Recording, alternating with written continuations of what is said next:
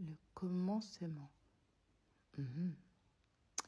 Il est important de savoir que chaque enfant est supposé arriver sur Terre en étant accompagné par la présence de son père et de sa mère. Donc chaque enfant est supposé arriver avec un papa et une maman. Vos parents sont tout comme vous arrivés d'un père et d'une mère. Jusque-là, on est tous d'accord. Malheureusement, depuis plusieurs générations, on peut constater que la majorité d'entre nous grandissent dans des foyers brisés ou avec des parents qui ne bénéficient pas de l'intelligence émotionnelle nécessaire pour garantir un foyer sain et équilibré à leurs enfants.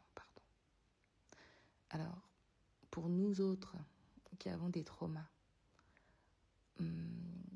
quand on commence à faire le travail sur soi et qu'on arrive à prendre le recul nécessaire pour analyser la situation, on se rend compte que finalement, ceux qui nous font du mal, pour beaucoup ce sont les parents,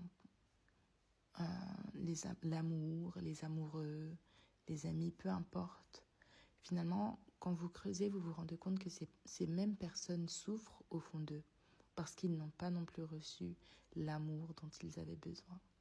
Retenez bien l'intelligence émotionnelle. C'est vraiment la clé du bien-être, à mes yeux. C'est pourquoi beaucoup d'adultes se retrouvent à un moment de leur vie avec un grand vide. Ce même vide qui nous pousse à chercher une personne qui pourrait le combler.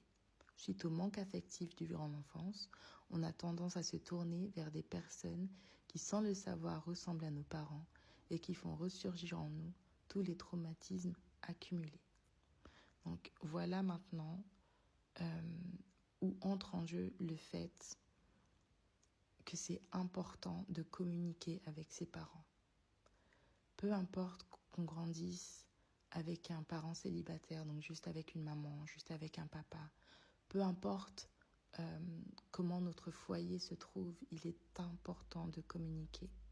Parce que si nos parents ne communiquent pas avec nous, ne nous apprennent pas à nous aimer, ne nous apprennent pas à avoir confiance en soi, ne nous apprennent pas à juste apprécier et être contente de la personne que l'on est, on va grandir avec des insécurités qu'on portera sur nos épaules à chaque fois.